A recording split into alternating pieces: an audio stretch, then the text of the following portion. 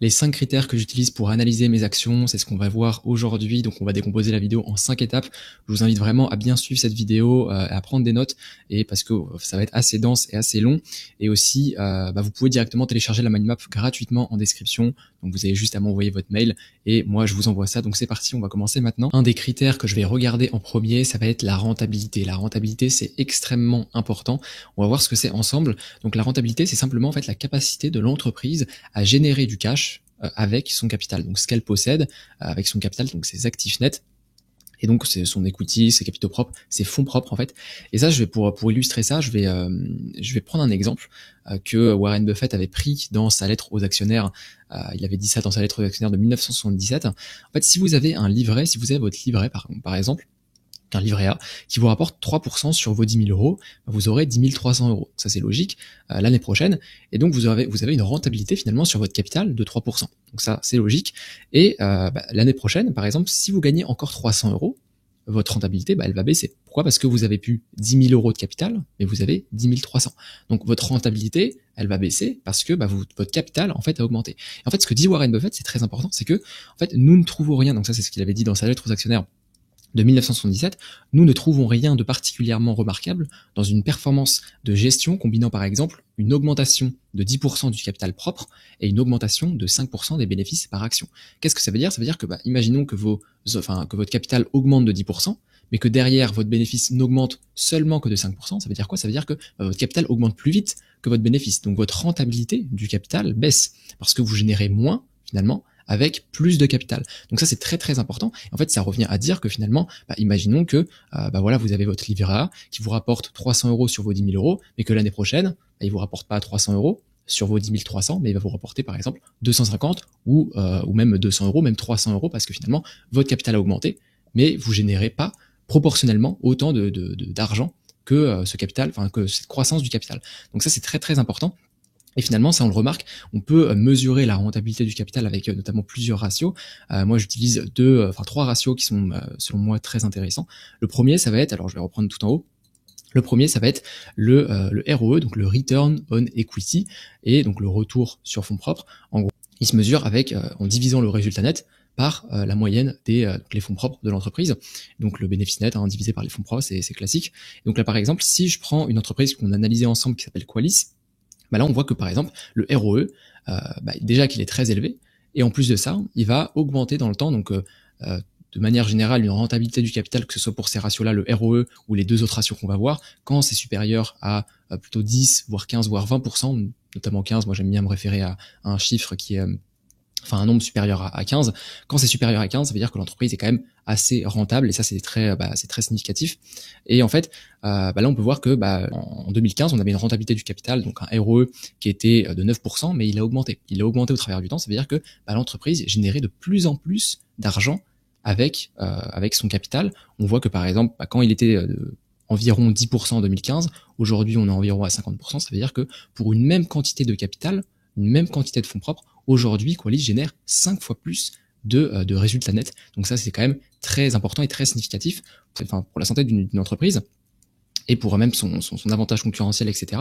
Et à côté de ça, par exemple, on va voir un de ses principaux concurrents qui est Tenable Holding, qui lui ne fait pas de résultats nets. Ils sont en déficit, en fait, ils ont un résultat net négatif comme on avait vu. Par contre, ils ont un free cash flow qui est positif. C'est pour ça que c'est pas toujours pertinent en fait de mesurer le ROE avec le résultat net. Il faudrait plutôt le mesurer avec le free cash flow, qui est vraiment le revenu de l'actionnaire, le revenu du propriétaire, comme disait Warren Buffett. Et là on voit qu'on est vraiment sur des chiffres négatifs. Bon, si on remet ça avec le free cash flow, on est quand même en positif. Par contre derrière, comme on avait vu, là je vous invite vraiment à aller voir la vidéo de l'analyse de Qualys. On avait vu que il y avait des stock-based compensations qui faisaient baisser finalement le retour pour l'actionnaire. Et là, globalement, ce qui fait que c'est plus ou moins réaliste, le fait qu'on ait une rentabilité du capital, un ROE qui soit négatif. Et là, on voit que c'est pas du tout bon, en fait. C'est pas du tout bon parce qu'on est négatif. Donc, ça veut dire que l'entreprise ne génère pas du tout de profit pour l'actionnaire par rapport à son capital. Ensuite, on va avoir un deuxième ratio qui est le ROCE, qui est aussi assez connu. Donc, ça va être en gros l'EBIT. Donc, l'EBIT, qu'est-ce que c'est? C'est Earning Before Interest and Taxes. Donc, en gros, c'est le revenu d'exploitation divisé par le capital employé. Qu'est-ce que c'est que le capital employé? Ça va simplement être le total des actifs moins les passifs à court terme. Donc, en gros, les dettes à court terme. Et donc là, on va mesurer, en fait, on va prendre en compte la dette, etc. Et donc, ça va se mesurer non pas avec le résultat net, mais le revenu d'exploitation, le résultat, le bénéfice d'exploitation, en fait. Et là, j'ai pris l'exemple donc de à la fois MSCI qu'on a analysé il y a pas si longtemps aussi, et aussi FactSet qui est un des concurrents de MSCI. Et on peut voir que pour FactSet, par exemple, on a une rentabilité un ROCE pardon, qui diminue. Ça veut dire que en 2016, on avait un ROCE qui était de 50%. Aujourd'hui, en 2024, on a un ROCE qui est de 20%. Donc, on a divisé notre rentabilité du capital par 2. Donc ça, encore une fois, c'est significatif sur le fait que il y a quelque chose qui se passe. Enfin, le capital de FactSet est de moins en moins rentable. Et à côté de ça, par exemple, quand on a un concurrent qui lui finalement a une rentabilité du capital qui augmente, ça veut tout dire. Ça veut dire qu'il y a finalement un des deux qui commence à avoir le dessus, on va dire, sur l'autre en termes d'avantage concurrentiel. Et c'est très significatif. De toute façon, les chiffres, quand vous voyez vous mettez les chiffres sur une durée, par exemple, je sais pas, vous prenez une timeline de 10 ans et vous mettez toutes les entreprises, tous les concurrents, par exemple MSCI, FactSet, vous pouvez mettre aussi S&P Global, vous allez voir une variation notamment des chiffres, et il y en a un forcément parce que c'est la concurrence, il y en a toujours un qui va avoir de plus en plus de parts de marché, qui va gratter plus de parts de marché à l'autre, et là en l'occurrence c'est MSCI, et on voit que on a un retour un ROCE en fait qui augmente, il est passé de 16% à 38%. Donc ça veut dire que là, justement, on a une utilisation du capital qui est 2 fois supérieure à avant, en fait, à 2015, aujourd'hui en 2024. Donc là aussi, c'est très intéressant. Et c'est finalement, en fait, il faut vraiment tout mettre en perspective. C'est-à-dire, ce genre de ratio, faut le mettre en perspective de 1 avec les concurrents. Et en plus, c'est très important de le regarder sur la durée. Parce qu'en soi, ça a rien à, c'est pas pertinent de regarder ce chiffre-là, le ROCE, sur une seule année. Parce que, vous pouvez avoir une année exceptionnelle. Par exemple, je sais pas, une année après Covid, vous regardez le luxe, par exemple, le secteur du luxe en 2021, là, il a explosé. Pourquoi? Parce qu'il y a eu énormément on va dire après les confinements, etc. Finalement, c'est une reprise de la consommation, ce qui fait que on a eu le luxe qui a extrêmement bien marché. Et là, vous allez voir des retours sur capitaux sur le secteur du luxe qui vont être indécents, mais c'est pas représentatif de la moyenne sur ces 10, 15, 20 dernières années. Et ce qu'il faut regarder, c'est justement les chiffres d'aujourd'hui par rapport aux chiffres d'avant, et aussi mettre en perspective ça justement avec les concurrents, parce que sinon c'est pas du tout représentatif, et ça représente pas du tout la réalité, quoi. Et ensuite, pareil, on va avoir le ROIC. Donc là, j'ai pris les mêmes exemples. J'ai pris avec MSCI et aussi donc FactSet. Et en fait, le ROIC, donc ça va être, donc là j'ai demandé à ChatGPT de me résumer rapidement les ratios. Mais en gros, pour donc ils mettent que eux c'est le NOPAT. Donc le NOPAT, ça va être le Net Operating Income After Taxes. Donc en gros, le revenu, le bénéfice d'exploitation après taxe. Et en fait, comment ils mesurent le capital investi par rapport au capital employé? En fait, on va avoir le total des actifs, moins les dettes fournisseurs, moins les charges à payer, moins les excès de trésorerie. Donc, ce qu'on peut calculer, ce qui revient à peu près à faire la dette long terme, plus le total des capitaux propres, moins la trésorerie de l'entreprise. Et donc là, voilà, on va avoir un calcul qui est assez différent, mais qui est quand même assez proche, on va dire, du ROCE. Et aussi en soi, donc ça va aussi varier aussi au niveau du numérateur. On va pas avoir le bénéfice d'exploitation, mais on va avoir le bénéfice d'exploitation moins les impôts, moins les charges d'impôts.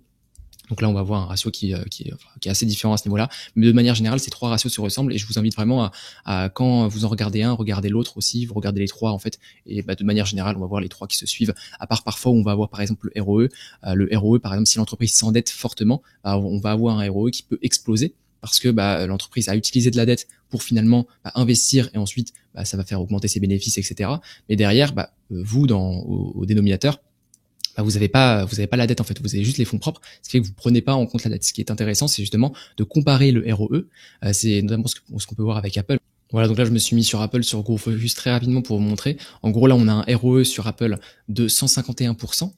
On a un ROA, donc si je prends par exemple le ROIC, on est à 35% selon GrowFocus, et on a un ROCE, alors le ROCE il est là, voilà, de 59%. Et on voit qu'en fait le ROE il est largement supérieur au ROCE et au ROIC, parce que le ROIC en fait prennent en compte la dette, le ROIC et le ROCE prennent en compte la dette, et le ROE ne prend pas en compte la dette, ce qui fait que finalement votre dénominateur il va être beaucoup moins élevé, il va être beaucoup plus faible sur le ROE, ce qui fait que finalement ça va faire exploser le ratio. Donc c'est pour ça que c'est intéressant de mettre en perspective à la fois le ROE justement et le ROIC et le ROCE, pardon, parce que justement il y en a un qui prend la dette en compte et pas l'autre. Donc si je me remets sur la mind map rapidement, donc on voit pareil qu'il y a justement une diminution au niveau du ROIC de FactSet. Je vais mettre là, voilà, juste ici, je vais zoomer un petit peu, et on voit qu'à côté, on a une augmentation du ROIC de MSCI parce que c'est en corrélation en fait avec le ROCE aussi. Et donc là, on voit vraiment que MSCI est de plus en plus rentable sur son capital par rapport à justement FactSet.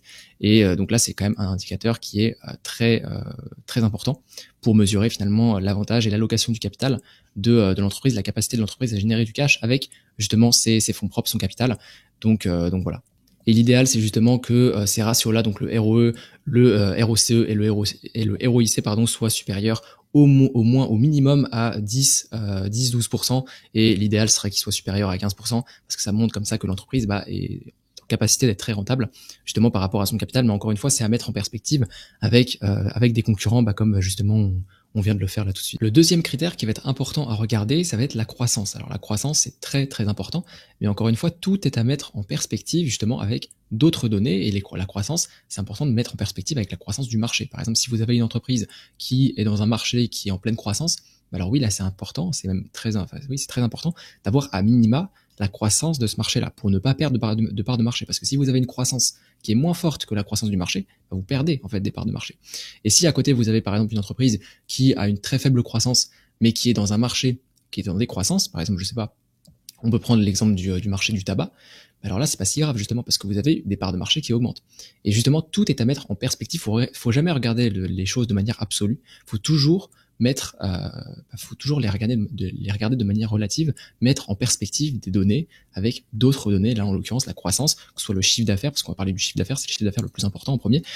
Il faut le mettre en perspective avec la croissance du marché de l'entreprise. Là en l'occurrence je prends Alphabet. Donc Alphabet, logiquement, c'est un marché qui est vraiment encore plus avec l'IA aujourd'hui, qui est en pleine croissance. Donc on a une courbe qui est vraiment exponentielle, et notamment on voit qu'il y a un gros décalage avec 2021 où on a eu des coûts publicitaires qui ont fortement augmenté suite à toutes les restrictions qu'on avait, etc. Et le changement, on va dire, des modes de consommation, etc. des gens. Et en fait, on voit qu'il y a vraiment une courbe qui est exponentielle. On voit qu'une croissance de 26% par an. Alors je sais pas si vous voyez, je vais mettre en plus grand. De 26% par an, on est passé de 6 milliards de revenus en 2005 à aujourd'hui plus de 328 milliards. Donc là, effectivement, oui, c'est très bien. Et en l'occurrence, les parts de marché de Google augmentent. Donc, c'est un des leaders de toute façon dans la publicité. Et donc voilà. Donc ensuite, si on met par exemple, le chiffre d'affaires, c'est la première ligne à regarder, c'est la chose qui est la plus importante parce que c'est la première ligne du compte de résultat, c'est celle qui est la moins manipulable quelque part. À côté de ça, on va avoir le bénéfice net. Le bénéfice net, c'est aussi très important parce que c'est une fois qu'on déduit toutes les charges, finalement, qu'est-ce qui reste à l'entreprise.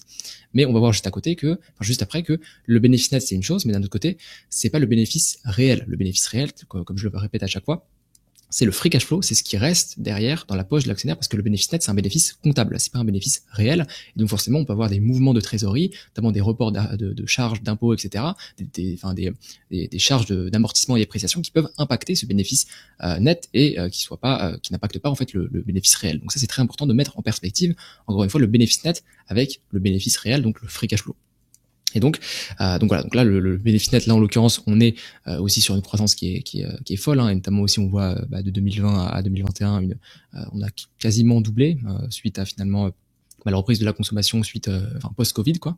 Et ensuite, on a donc le cash flow opérationnel et le free cash flow. Donc ça, c'est aussi très important et c'est justement ce qu'il faut mettre en perspective avec le bénéfice net. Il faut voir si les deux se suivent parce que justement, si on a déjà une divergence à ce niveau-là, par exemple, si vous avez un free cash flow qui est nettement moins élevé que le bénéfice net et que ça se remarque qu'il y a vraiment un écart qui est énorme, par exemple, je sais pas, un écart de 40 ou de 50%, et que cet écart, il se poursuit au fil du temps, ça peut être un indicateur comme quoi déjà il peut y avoir des manipulations comptables.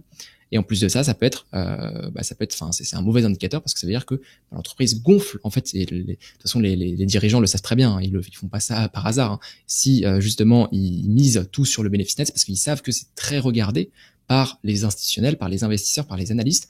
Mais derrière, ce qui est très important, c'est le free cash flow, le revenu réel de l'actionnaire. Donc, si vous avez un écart qui se prolonge en fait au fil des années, et que cet écart il est toujours de 40 à 50% par exemple entre le bénéfice net et le free cash flow, derrière il faut vraiment se poser des questions. Et personnellement je trouve que c'est limite un red flag parce que ça veut dire qu'il y a un problème. En fait, il y a un problème dans les comptes. Et donc, en l'occurrence, on a par exemple là Alphabet, cash flow opérationnel et free cash flow. On voit qu'on a quand même une forte croissance aussi. Et on voit qu'on a, si par exemple je me mets sur le bénéfice net et à côté le free cash flow, on voit justement que ces dernières années, on a le bénéfice net qui est fortement, qui est plus élevé que le free cash flow, notamment parce qu'on a investi énormément dans les capex, notamment dans l'IA notamment ces derniers trimestres où avec Google on a énormément investi dans l'IA. Mais si je regarde de manière générale, alors là c'est parce qu'en fait là je suis depuis 2000, le bénéfice net c'est depuis 2004, alors que le bénéfice là le cash flow, le free cash flow, étant donné qu'il y avait deux courbes, il y avait le cash flow opérationnel et le free cash flow, j'ai mis que depuis 2014 et on peut voir que ça se suit. Globalement, on a donc le free cash flow qui est en bleu et le bénéfice net juste au-dessus qui est, si on prend depuis 2014, on voit qu'on est à peu près sur les mêmes montants. Donc il y a quand même certaines divergences, mais qui peut s'expliquer justement avec les dépenses d'investissement de capital qui sont très importantes chez Google ces derniers trimestres et ces dernières années. Et ça, finalement, cette notion d'investissement, on le verra juste après, c'est vraiment la tâche du management, le fait de réinvestir, investir dans l'entreprise, réinvestir les bénéfices, c'est très important, déjà ne serait-ce que pour ne pas perdre des parts de marché, parce que ça, on va voir juste après, mais si vous investissez pas vos bénéfices, finalement, vous allez vous faire tôt ou tard, vous allez vous faire dépasser par un concurrent, surtout si le marché dans lequel vous êtes est en pleine croissance. Là, c'est sûr que si vous réinvestissez pas, vous allez vous faire bouffer par un concurrent, c'est sûr et certain. Donc, on voit vraiment l'importance d'investir, mais après il y a deux choses, il y a d'un côté le capital que vous pouvez investir, mais il y a aussi l'intelligence d'investir, de bien investir ce capital là, parce que le capital financier c'est une chose, mais après il faut avoir l'intelligence de bien investir et pas cramer, on va dire, tous ces millions, tous ces milliards, finalement pour ne rien faire, pour ne pas que ce soit rentable après. Et c'est ça qui est très difficile finalement, c'est de trouver le juste milieu entre finalement avoir un free cash flow qui est quand même assez élevé, comme on le voit par exemple avec Google. Aujourd'hui on a 60 milliards de free cash flow en 2024, il faut qu'il soit assez élevé pour, on va dire, récompenser les actionnaires, mais derrière il faut aussi réinvestir pour pouvoir justement assurer une croissance des revenus sur le long terme, sur un marché qui est en pleine croissance. Et donc c'est très difficile de toute façon de mesurer le juste milieu, à quel point est-ce que on doit investir ou pas, et si on doit investir beaucoup, à quel point ces investissements vont être rentables. Parce qu'en fait, si vous avez, par exemple, 100%, vous investissez 100% du cash flow aujourd'hui de Alphabet, en fait, derrière, vous allez peut-être avoir une croissance immense, mais peut-être pas, en fait, on ne sait pas. Et justement, c'est pour ça qu'il faut assurer d'un côté les revenus pour avoir finalement un free cash flow qui est quand même assez positif et qui quand même représente une grosse partie du cash généré par l'entreprise. Mais derrière, il faut aussi réinvestir, et ça, c'est un juste milieu à trouver. Et c'est pour ça que c'est assez difficile, de toute façon, ça, en tant qu'investisseur, de se dire, ok, quelle partie du free cash flow, quelle partie du cash flow opérationnel on doit réinvestir pour justement assurer d'un côté une croissance, assurer des revenus dans 5, 10, 15 ans, et pour justement nous assurer à nous une rentabilité qui est très bonne en fait. De toute façon, pour ce qui est de Google, je pense que justement on fera un point là-dessus parce que c'est une boîte que j'ai en portefeuille, mais dans tous les cas, pour ces critères-là, pour ce critère de croissance, en tous les cas, il nous faut de la croissance, préférablement. Moi j'aime bien quand on a une croissance supérieure à 6-7% du chiffre d'affaires annuel, et à côté de ça, qu'on a une croissance du bénéfice net de au moins 8 à 9%, parce que si on a une augmentation du bénéfice net et aussi du free cash flow, d'ailleurs je l'ai pas dit, qui est supérieure à une croissance du bénéfice net et du free cash flow qui est supérieure à la croissance du chiffre d'affaires, c'est-à-dire qu'on a une augmentation des marges aussi, et ça c'est très important. Et d'ailleurs on va y venir justement à la profitabilité juste après. Donc je vous prends juste 2 minutes de votre temps pour vous dire que si vous souhaitez aller plus loin dans la construction de votre portefeuille, dans l'optimisation de votre rendement pour potentiellement aller surperformer le marché, et nous on vous accompagne au travers justement de notre programme de formation. Alors on a pas mal bossé avec Joe ces derniers mois, on a vraiment refait le programme de A à Z en fait. On a tout fait en 10 chapitres. Donc ça veut dire qu'aujourd'hui, que vous soyez vraiment débutant, intermédiaire ou avancé, que vous soyez par exemple débutant, que vous ayez envie d'investir dans des ETF, que vous soyez intermédiaire ou avancé, que vous ayez envie d'aller plus loin dans l'analyse d'action, dans la construction de votre portefeuille, dans l'optimisation de votre rendement, etc. Nous, on vous accompagne et vous prendrez goût tout simplement au programme. On va vraiment du plus débutant à vraiment très très loin dans l'analyse quantitative, dans l'analyse d'action en fait. Et donc voilà, donc vous avez accès en fait à l'académie, donc le programme de formation. Ensuite, il y a également tous les chapitres bonus. Il faut savoir qu'on a fait beaucoup de chapitres bonus, notamment qui traitent de la fiscalité, c'est quand même important, qui traitent également de la transmission. Je sais qu'il y a quand même beaucoup de parents qui peuvent aussi être intéressés justement sur le fait de se construire un patrimoine, mais aussi le transmettre à leurs enfants. Et à ce moment-là, on a fait un chapitre justement qui répond à ça. Donc comment bien transmettre, on va dire, son patrimoine boursier.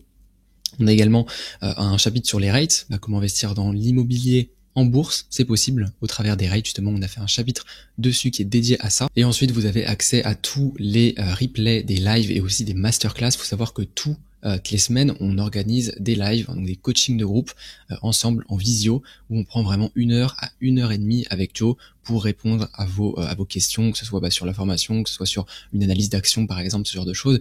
On prend vraiment 1 heure à 1 heure et demie chaque semaine avec vous pour répondre à vos questions, pour aussi un peu breaker ces barrières psychologiques, etc. Et aussi, on a également des masterclass d'invités, d'experts qu'on invite et qui interviennent au sein de l'académie. On a eu pour l'instant, on a eu des experts qui sont intervenus sur l'immobilier 2 fois.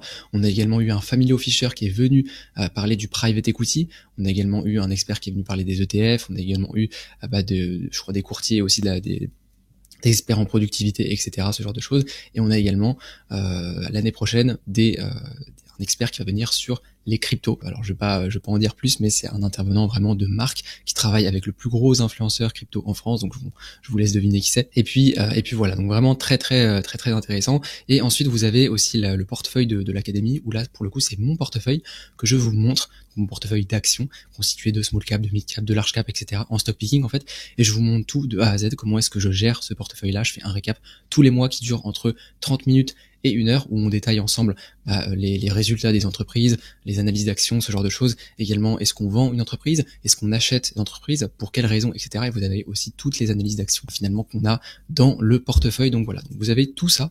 Finalement, ça fait quand même beaucoup de contenu aujourd'hui. Et si vous êtes intéressé justement par ça, vous pouvez prendre un appel complètement gratuitement en fait. Ça dure entre 40 et 45 minutes. On prend vraiment le temps en fait d'auditer votre situation, voir si on est capable de vous accompagner, ou si on fait en sorte vraiment de vous apporter énormément de valeur durant l'appel comme ça, quoi qu'il en soit. Quelle que soit, on va dire, la situation, quelle que soit la solution que vous, le choix que vous faites, dans tous les cas, vous repartez avec beaucoup de valeur. Donc en ce moment, il n'y a pas beaucoup de créneaux disponibles. Donc voilà, en fonction du moment où vous regardez, il y aura plus ou moins des créneaux disponibles. Donc dans tous les cas, si ça vous intéresse, n'hésitez pas. Allez checker ça, et puis nous on passe à la suite. Et donc ce troisième critère, ça va être la profitabilité. Donc ça va être ce que l'entreprise génère une fois qu'on a déduit toutes ses charges. C'est vrai qu'on a tendance à confondre justement profitabilité et rentabilité. La profitabilité, c'est une fois, c'est la différence justement entre les produits et les charges. Donc c'est une fois qu'on a différencié, c'est les produits moins les charges en gros. Donc c'est ce que l'entreprise génère une fois qu'on a déduit toutes les charges, alors que la rentabilité, ça va être mesurer ce que l'entreprise est capable de générer à partir de son capital, ses actifs, etc. Et donc en fait, là on va avoir d'autres ratios, ça va être des ratios de marge en fait, tout simplement. Donc on va commencer par les premiers ratios qui vont être la marge brute. Et en soi, donc là j'ai mis des exemples, marge brute supérieure à 30%, etc. On va voir également pour la marge opérationnelle et pour toutes les autres marges. Et donc la marge brute, ça va être le bénéfice brut divisé par le chiffre d'affaires. Donc le bénéfice brut, ça va être simplement le chiffre d'affaires moins ce qu'on appelle les COGS, donc les coûts des ventes, en fait les coûts des ventes tout simplement. Et là, si je regarde deux entreprises, donc j'ai pris l'exemple de Tencent, donc l'entreprise chinoise, qui a donc une marge brute de 51% aujourd'hui. Et ce qui est important, encore une fois, c'est de mettre en perspective ces chiffres-là avec le passé et aussi face à des concurrents. Et là, j'ai pris également Amphenol, qui est une entreprise aux US. Et là, on voit aussi qu'il y a une marge supérieure, donc à 30%. On a 33% qui est plutôt stable, alors que Tencent, on était à 60% aux alentours de 2014. Et on est passé à 50%, on a eu donc une légère baisse, ensuite on est remonté. Et donc voilà, donc ça c'est pour la marge brute. Personnellement, je préfère quand la marge brute est supérieure à 30%, et après ça va dépendre en fait en fonction des secteurs. Si vous voulez, là c'est vraiment un repère général, mais ça va dépendre des secteurs. C'est-à-dire que dans le secteur technologique, on va être habitué à des marges qui sont extrêmement fortes. Pourquoi ? Parce que c'est souvent un secteur qui va bénéficier d'économies d'échelle qui va être très importante par rapport au secteur, je sais pas, industriel par exemple. Et donc, si après je prends donc une autre marge, ça va être la marge opérationnelle. Donc la marge opérationnelle, ça va être le bénéfice, aussi appelé marge d'exploitation. Ça va être le bénéfice d'exploitation divisé par le chiffre d'affaires. Et donc on va soustraire justement au bénéfice. Donc la différence entre le bénéfice brut et le bénéfice d'exploitation, c'est là où on va avoir coût d'exploitation, des coûts d'exploitation, donc par exemple le coût de, je sais pas, d'une usine, etc.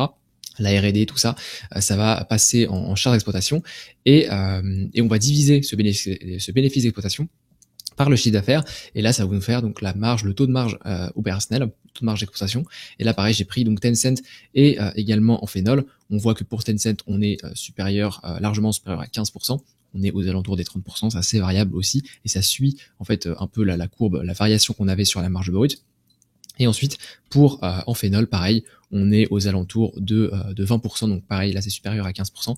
Cette marge-là, c'est la marge la plus importante parce que le bénéfice d'exploitation, c'est le bénéfice que génère l'entreprise à partir de son activité opérationnelle, donc son activité principale. On va pas avoir tout ce qui va être bénéfice financier et bénéfices exceptionnels. Les bénéfices exceptionnels, c'est justement, en fait, le bénéfice net. Par exemple, on va avoir l'addition du bénéfice d'exploitation plus le bénéfice ou le déficit d'ailleurs financier et le bénéfice exceptionnel. Donc par exemple tout ce qui est hors actif tout ce qui est généré à partir ce qui n'est pas généré à partir de l'activité d'exploitation. Donc par exemple si l'entreprise est une entreprise qui exerce dans le secteur industriel et qu'elle vend une grosse partie de ses actifs, ça va passer en bénéfice exceptionnel. Donc ça se retrouvera dans le bénéfice net, mais par contre ça se retrouvera pas dans le bénéfice d'exploitation.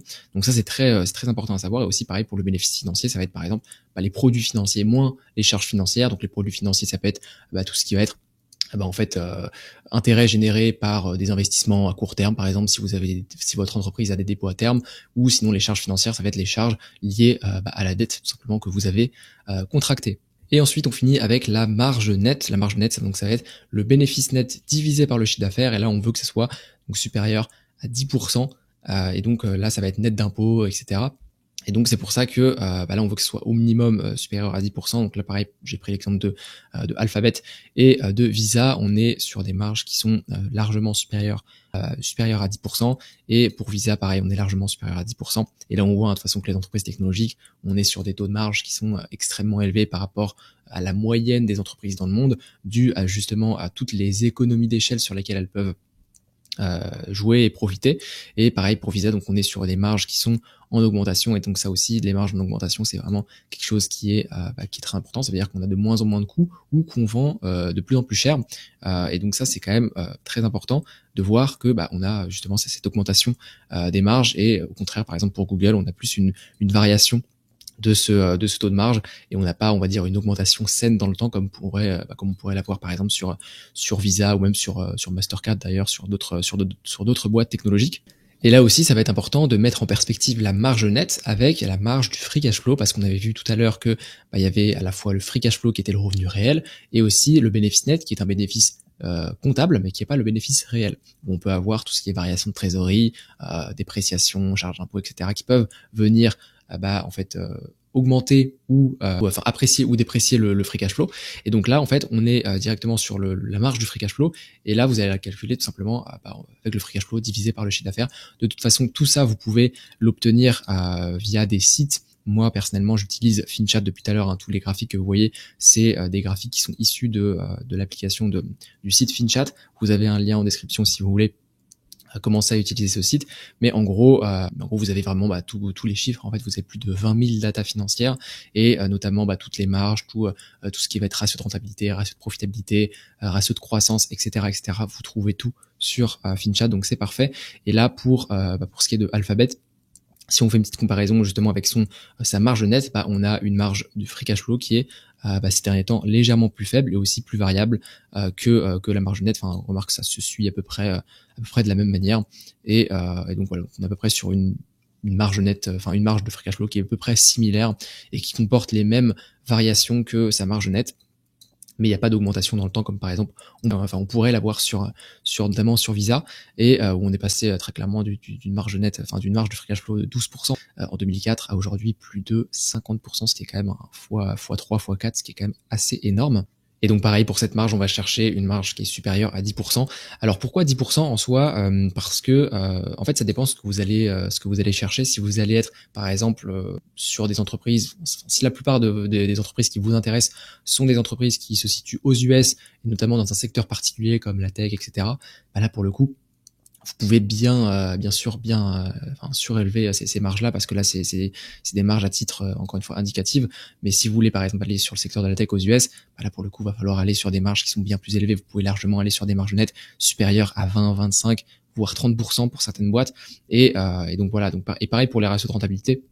Quand on regarde les ratios de rentabilité, notamment quand on voit par exemple, si je reviens juste ici, MSCI et même FactSet, MSCI, on est à des ratios de, un ROCE, un ROIC de 25%, un ROCE si je reviens juste ici, on est à 38%, c'est énorme. Hein. Il ne faut pas considérer ce genre de ratio, enfin ce genre de niveau de ratio comme étant la norme. Il faut savoir que la plupart des entreprises dans le monde n'ont pas des ROCE, des ROIC, des ROE supérieurs à 30%. Là, c'est justement exceptionnel parce que justement, j'ai pris des exemples d'entreprises exceptionnelles qui sont aux US, qui sont dans la tech, qui bénéficient d'économies d'échelle qui sont très importantes, qui ont une scalabilité très importante, etc., etc.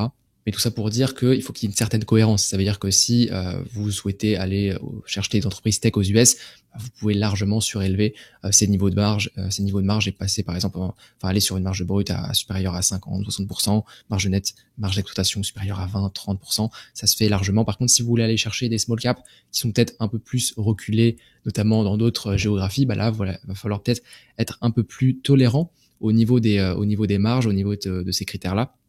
Parce qu'on va pas retrouver, on va dire, l'efficience opérationnelle qu'on a aux US, on va pas la retrouver ailleurs parce que aujourd'hui, de toute façon, qu'on se le dise, les entreprises aux US, que ce soit de la tech ou autre, ce sont des entreprises qui sont vraiment exceptionnelles, ce sont vraiment les entreprises les plus exceptionnelles au monde. Derrière, par contre, il y a ce risque, ou plutôt cette contrainte de la valorisation que vous connaissez, que j'arrête pas de répéter, mais donc voilà. Donc maintenant, pour le 4e critère, on va prendre en compte l'endettement et la liquidité. Alors je les ai mis ensemble parce qu'en soi ils sont dans le même sac, c'est deux critères qui convergent. Et donc en fait, ça c'est ce que disait Peter Lynch, c'est que donc c'est un risque aussi important que facile à éliminer. Ça faut bien le prendre en compte, c'est que c'est très important, mais c'est aussi très facile à éliminer. Une entreprise qui n'a pas de dette ne peut pas faire faillite. Ça c'est ce que disait Peter Lynch.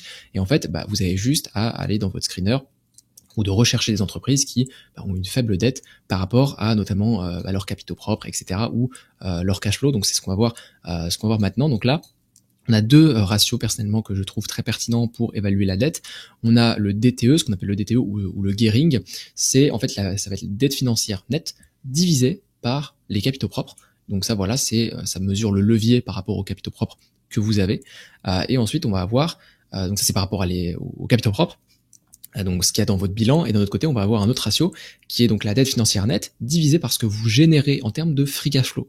Et là ça va être deux ratios différents. En fait là d'un côté on va prendre en compte ce qu'il y a dans le bilan, et d'un autre côté on va prendre en compte ce que l'entreprise génère. Et c'est pour ça qu'il faut vraiment prendre les deux pour évaluer une entreprise. Par exemple, si je prends Apple, on a si je prends le DTE. Donc en gros là on a la dette totale et les capitaux propres. Donc la courbe en bleu ça va être le total de l'equity, donc le total des capitaux propres, et la courbe en orange ça va être les différents dettes, enfin la dette totale en fonction des années de Apple. Et on peut voir qu'en fait, en gros, ce que disait Peter Lynch, c'est que ce ratio-là, donc le gearing, qui mesure les dettes financières nettes divisées par les capitaux propres, donc on va voir qu'on n'a pas pris les dettes financières nettes, on va y revenir juste après, mais qui devait être inférieur à 75%. Donc là, si on mesure ce ratio-là, donc les dettes totales, donc c'est pas la dette nette, hein, attention, on reviendra juste après justement sur ça, dette totale divisée par les capitaux propres, on voit qu'on est largement au-dessus de 75%. On est, par exemple, si on prend la dette là, on est donc total dette 100 milliards divisé par 66 milliards, on est largement au-dessus même de 100%. Et en fait, pourquoi c'est pas seulement pertinent, c'est pas pertinent de regarder que ce ratio-là, parce que derrière, il faut aussi regarder la dette de l'entreprise par rapport à ce que l'entreprise génère. Si elle génère, par exemple, énormément de free cash flow, derrière qui sont un free cash flow disproportionné par rapport à la dette, là, il n'y a pas de souci, il n'y a aucun souci à se faire.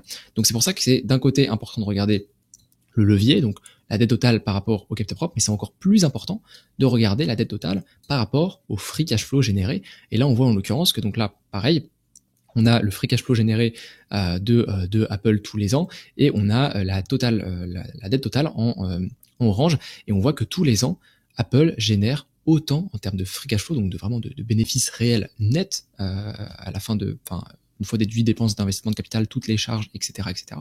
On a autant de free cash flow généré chaque année, du moins en 2024, que de dette totale. Donc en soi, il n'y a aucun souci. Et en gros, ce que disait aussi Warren Buffett, c'est que ce ratio-là, donc le dette totale par rapport au free cash flow, doit être inférieur à 4. Donc là, on est même inférieur à 1, parce qu'on génère plus de free cash flow en une année qu'on a de dette totale. Donc il y a vraiment aucun souci à se faire sur Apple. Et maintenant, je reviens sur cette notion de dette financière nette. La dette financière nette, c'est pas la dette totale. La dette financière nette, ça va être la dette moins, la dette totale, moins le cash, moins la trésorerie qu'on a dans le bilan. Parce que toute entreprise a de la trésorerie, en cash ou en investissement à court terme, etc., etc. Et pour mesurer donc la dette financière nette, on va prendre la dette totale financière, donc la dette totale financière, moins le cash qu'il y a dans le bilan. Et là, on voit que En l'occurrence, pour Apple, on est sur une dette totale. Donc là, j'ai mis en perspective la dette totale et les liquidités. On voit que donc la dette totale, ça va être la courbe orange comme d'habitude, et on voit que le total cash, donc là je vais mettre en grand, je vais agrandir un peu pour que vous voyez mieux.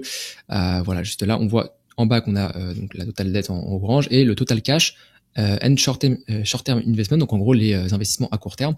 Et là, on voit que en fait, certes, on a 100 milliards de dettes, mais à côté, on a 61, quasiment 62 milliards de trésorerie et d'investissements à court terme. Donc, ce qui fait que on a à peu près 40 milliards de dettes nettes. Donc, il y a aucun souci à se faire pour Apple. Par contre, justement, c'est pour ça que c'est important d'avoir une certaine pluralité des ratios et de bien comprendre les ratios, parce qu'en soi, quand on mesure la dette totale par rapport aux capitaux propres, on va se dire ah oui, mais Apple en fait déjà les capitaux propres ils diminuent, parce qu'en fait quand on comprend pourquoi les capitaux propres ils diminuent, c'est parce qu'ils rachètent énormément d'actions en fait. Mais quand on voit que on a ce ratio-là qui est largement supérieur à 100, on peut se dire en fait Apple c'est pas si bien que ça. En fait non, Apple, bon après c'est une question de valorisation évidemment, faut pas regarder que la dette, c'est qu'un des points, mais par rapport à la dette, en ce qui concerne la dette en tout cas, il n'y a vraiment aucun problème pour Apple, parce que encore une fois, quand on regarde la dette par rapport au free cash flow et la dette par rapport aux liquidités et à la trésorerie qu'a la boîte, en fait il y a vraiment aucun problème de santé financière sur Apple quoi. Maintenant, on va s'attarder au 5e critère qui va être le management. Alors c'est vrai qu'il y a beaucoup de critères à regarder par rapport à ça, mais j'ai essayé de regrouper 2 critères qui sont très importants à regarder en premier. Le premier, ça va être le skin in the game. Le skin in the game, c'est l'expression de Nassim Nicolas Taleb qui disait qu'en gros, il faut absolument que les gens soient skin in the game, c'est-à-dire qu'ils mettent leur peau en jeu. Skin in the game, c'est-à-dire mettre sa peau en jeu. Et en soi, pour un management qui dirige une entreprise, le meilleur moyen d'être skin in the game, de mettre sa peau en jeu, c'est de posséder des actions de l'entreprise. Parce que quand on possède des actions de l'entreprise, forcément, on va être automatiquement skin in the game, parce qu'on joue notre patrimoine en jeu. Donc on joue notre argent, on met notre argent en jeu en fait. Et donc c'est pour ça que il est préférable quand la direction possède une part substantielle d'actions de la société. Donc par exemple, que Salesforce qu'on a analysé ensemble, on a le CEO qui possède 2,3%. Alors c'est sûr qu'il possède pas 50% de la boîte, mais de l'autre côté, 2,3% de l'entreprise, ça représente quand même plus de 5 milliards de dollars, donc il est quand même suffisamment skin in the game. À côté, on va par exemple avoir le CEO de MSCI qui possède 2,7% de l'entreprise, donc environ 1 milliard de dollars aussi, c'est quand même assez énorme. Et Qualys, par contre, qu'on a analysé aussi ensemble, le CEO, qui ne possède pas une grosse part de l'entreprise, ce qui représente à peu près 0,27%, ce qui représente 12 millions de dollars, et par rapport à son salaire, par rapport à toute sa compensation, que ce soit salaire variable, salaire fixe, etc., ça représente une petite partie de son patrimoine, et donc globalement, c'est pas une preuve d'un grand skin in the game comme pourrait l'être par exemple le CEO de MSCI ou le CEO de Salesforce. Ensuite aussi, ce qui va être très important, ça va être le faible turnover de la direction, le fait que la direction ne change pas tout le temps, parce que si on a une direction qui change tous les 2-3 ans, ça prouve clairement, c'est clairement un indicateur, un red flag, comme quoi ça veut dire que y a un problème dans la société, une certaine instabilité, et le mieux c'est quand notamment on a la haute direction qui est là depuis longtemps, et notamment Salesforce, c'est encore Marc Benioff qui est là depuis plus de 20 ans, c'est le fondateur quoi. MSCI pareil, qui est là depuis le CEO est là depuis plus de 20 ans, et Qualys pour le coup là c'est le CEO, l'ancien CEO qui est décédé du Covid, et donc en fait c'est un des employés, un des anciens employés qui est là depuis aussi dans le groupe depuis plusieurs dizaines d'années, qui est devenu le CEO de l'entreprise. Donc ça, c'est vraiment 2 critères très très importants. Et ensuite, on va avoir l'allocation du capital, c'est-à-dire ce que fait finalement le management. Ça, c'est Warren Buffett qui le dit de toute façon. La première tâche du management, ça va être l'allocation du capital, c'est-à-dire comment est-ce qu'on va utiliser l'argent qu'on génère. Et en fait, il y a 3 différentes manières d'allouer le capital, d'allouer le cash d'une entreprise. Premièrement, ça va être de rembourser les dettes. Donc là, vous voyez que justement, l'importance de ne pas avoir ou d'avoir une dette qui est très maîtrisée, c'est le fait qu'on n'ait pas des charges d'intérêt qui soient trop importantes. Le fait que, par exemple, si on doit réinvestir ou si on doit, par exemple, faire profiter les actionnaires de dividendes ou de rachats d'actions, qu'on n'ait pas trop de dettes justement qui puissent nous empêcher de faire tout ça. Et donc ça, c'est pour ça que justement, vous pouvez très facilement enlever cette contrainte de la dette en achetant des entreprises qui ont des dettes très faible, voire très maîtrisé. Et donc voilà, donc premièrement, ça va être rembourser la dette. Deuxièmement, ça va être de réinvestir, parce qu'une fois qu'on a fait des bénéfices, c'est très bien. Une fois qu'on est profitable, qu'on a payé toutes nos charges, très bien. Mais ensuite, qu'est-ce qu'on fait des bénéfices? Qu'est-ce qu'on fait des bénéfices de la société? Donc, on peut réinvestir. Donc, ça peut être réinvestissement des acquisitions de sociétés, ça peut être ça peut être tout ça. Donc, soit de la croissance organique, soit de la croissance, ce qu'on appelle synergie, de la croissance externe. Et ensuite, on va avoir des rachats d'actions et des dividendes. Et ça arrive à la fin. C'est finalement pour faire profiter les actionnaires de l'argent qui est disponible, soit au travers de dividendes, soit en rachetant des actions. Et donc là, j'aimerais prendre le temps avec vous de voir ça, cette notion de réinvestissement, cette notion d'investissement qui est très très importante. Donc je vais mettre ça en bien grand pour que vous voyez. En gros, imaginons, je vais prendre un exemple. En fait, pour vous expliquer à quel point l'investissement et le réinvestissement est très important, je vais prendre un exemple. Imaginons qu'une entreprise fasse un chiffre d'affaires de 100 000 euros, qu'elle ait un capital, donc des fonds propres, de 80 000 euros, et qu'elle fasse un bénéfice de 20 000 euros. Donc là, très simple, on peut déduire ces ratios suivants. On peut déduire le ROE qui est de 25%, donc 20 000 divisé par 80 000, 25%, et la marge nette qui est finalement 20 000 divisé par 100 000, qui est de 20%. Donc là, on a le ratio de profitabilité, de rentabilité, qui est le ROE, et là, on a le ratio de profitabilité qui est la marge nette. Et là, on va étudier ces trois cas ensemble. Le premier cas, imaginons que 100% des bénéfices de la société soient versés en dividendes. Donc là, je vais me mettre là-dessus. 100% sont versés en dividendes, ça veut dire que on va avoir finalement, si 100% des bénéfices sont versés en dividendes, notre capital il va pas bouger parce qu'on n'a rien réinvesti. Donc notre capital il va toujours être de 80 000 euros. Notre chiffre d'affaires, la probabilité qu'il soit toujours de 100 000 euros, elle est toujours là. C'est-à-dire qu'on peut au maximum avoir 100 000 euros de chiffre d'affaires parce qu'on n'a pas réinvesti. Donc on va pas pouvoir aller chercher d'autres clients. On va pas pouvoir, on va dire, augmenter notre chiffre d'affaires. En tout cas, la probabilité qu'on augmente notre chiffre d'affaires est très faible parce qu'on n'a pas réinvesti en nous, on n'a pas réinvesti dans l'entreprise. Par contre, la probabilité que l'entreprise fasse un chiffre d'affaires qui diminue, elle est plus élevée parce que, par exemple, s'il y a des concurrents qui ont optimisé leur offre, qui ont optimisé leur solution, là, peut-être qu'on va avoir des clients qui vont s'en aller chez les concurrents, ce qui va faire baisser le chiffre d'affaires. Donc, la probabilité que votre chiffre d'affaires baisse est plus élevée que la probabilité que votre chiffre d'affaires augmente. Ça, c'est la première chose. Donc, chiffre d'affaires, on va dire qu'il va rester à peu près pareil, parce qu'on n'a rien réinvesti, et qu'on conserve nos clients. Le capital, pareil. Et le bénéfice, du coup, il va rester pareil, parce qu'on va avoir, supposons qu'on va rester sur une marge nette de 20%, et on va rester sur un ROE de 20%. Donc là, finalement, on a les mêmes chiffres qu'avant. Donc, on n'a pas de croissance, on n'a rien. Ensuite, le deuxième cas, ça va être que 50% des bénéfices soient versés en dividendes. Donc là, ça veut dire que on a 50% des bénéfices qui sont versés en dividendes, et on a 50% des autres bénéfices qui sont réinvestis dans l'entreprise. Donc là, qu'est-ce que ça va induire?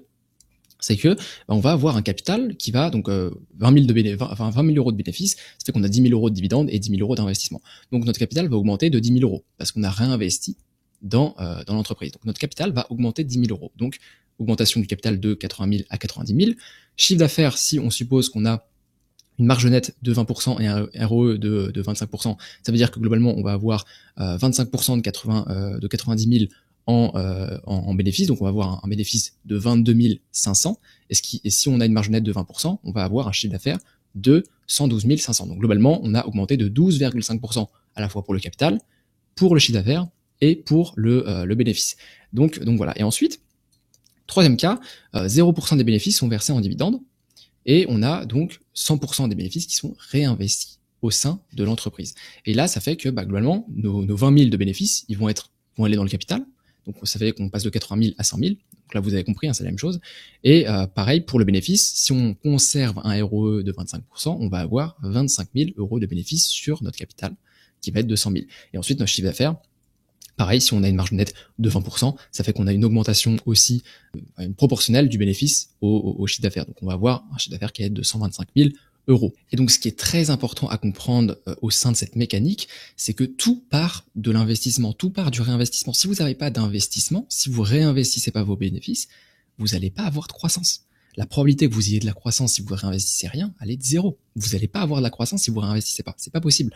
Donc, il faut réinvestir. Et ça, c'est la première tâche du management, c'est de réinvestir. C'est pour ça qu'en fait, la bourse, il y en a qui disent, ça, c'est ceux qui ont rien compris à la bourse, c'est que, si on n'a pas de dividende, on peut pas faire d'intérêt composé. Non. En fait, c'est parce que l'intérêt composé en bourse, il se fait au sein de l'allocation du capital. C'est-à-dire comment le management, comment la direction va allouer le capital pour finalement faire travailler ces intérêts composés et, obtenir cette courbe exponentielle, on va dire, qu'il y a sur le cours. Mais s'il n'y a pas de réinvestissement, il n'y a pas de croissance, quoi. Il n'y a pas de croissance. Et tout part du réinvestissement. Tout part dans l'investissement. Si vous n'avez pas de réinvestissement, vous n'avez pas de croissance. Et en fait, c'est là qu'on voit que c'est très lié finalement au capital. C'est que si vous avez du réinvestissement, bah, il va s'inclure dans votre capital. Et c'est votre capital qui va faire que finalement, vous allez générer plus de bénéfices et plus de chiffre d'affaires que l'année précédente. Et ce qui va faire augmenter vos bénéfices et votre chiffre d'affaires. Et donc, ce qui va faire que vous allez avoir de la croissance. Et c'est pour ça que c'est très important de combiner justement à la fois, c'est pour ça qu'on a vu tous les critères finalement précédents, à la fois une rentabilité du capital qui est élevée, parce que c'est-à-dire que le capital il est très bien utilisé, qu'on a de la croissance, ça veut dire qu'on réinvestit finalement, et ensuite que on a aussi cette profitabilité, un faible endettement qui permet finalement d'avoir peu de contraintes au sein, au sein de l'entreprise, qui pourrait, si vous avez de la dette, ça peut ralentir la croissance, etc., etc. Donc c'est pour ça que moi j'aime bien dire que de toute façon tout se quantifie, et si vous avez, on va dire, des chiffres exceptionnels sur ces boîtes-là, si vous avez validé les 4 critères précédents, en soi, votre management, il ne peut pas être médiocre. Il peut pas être médiocre. La probabilité qu'il soit médiocre, elle est extrêmement faible. Parce que ça veut dire que normalement, vous avez un bon management. Si vous avez une rentabilité du capital qui est très élevée ces dernières années, si vous avez un faible endettement, si vous avez de la croissance, si vous avez de bonnes marges, normalement, déjà, ça veut dire que le business model est bon, est très bon. Et ça veut dire en plus de ça qu'il est bien géré. Donc ça, c'est très important. Et la probabilité que vous ayez un management qui est médiocre, alors que vous avez tous les critères qui sont validés avant, elle est relativement de zéro, quoi. Donc c'est pas possible. Et le but justement, c'est de nous assurer que ce management-là ne va pas partir, parce que en soi, par exemple, on a souvent tendance à sous-estimer un bon management au sein d'une société. Mais c'est bien la direction qui fait que on va accroître nos parts de marché, qu'on va accroître la profitabilité, etc. C'est eux qui donnent la vision de l'entreprise, et donc c'est un bon management, c'est vraiment crucial pour sélectionner de très bonnes entreprises. Parce que si vous avez par exemple MSCI, le CEO qui part, ou Salesforce, le CEO qui s'en va, c'est possible que derrière la performance elle soit beaucoup moins bonne. Donc c'est pour ça que parce que ils sont là depuis 20 ans, pareil pour MSCI, le CEO est là depuis plus de 20 ans, donc finalement c'est possible que ça joue, et on a tendance à sous-estimer ça, justement, que l'impact du CEO au sein de l'entreprise. Et donc c'est pour ça que il faut s'assurer qu'il y a un faible turnover, qu'il soit là encore une fois, etc. Et que s'ils partent, il faut ça doit nous mettre la puce à l'oreille, et on doit vraiment faire attention sur l'avenir de la société, ces prochains mois, ces prochains trimestres, ces prochaines années. Donc voilà, donc je finis là-dessus, c'est un peu la conclusion finalement de ces 4 critères précédents. Ça va être le management qui va, si vous avez validé vos 4 critères, logiquement le management devrait suivre, mais c'est important de vérifier tout ça. Et donc voilà, donc si vous voulez télécharger la mind map, c'est dans la description, et puis nous on se dit à la prochaine.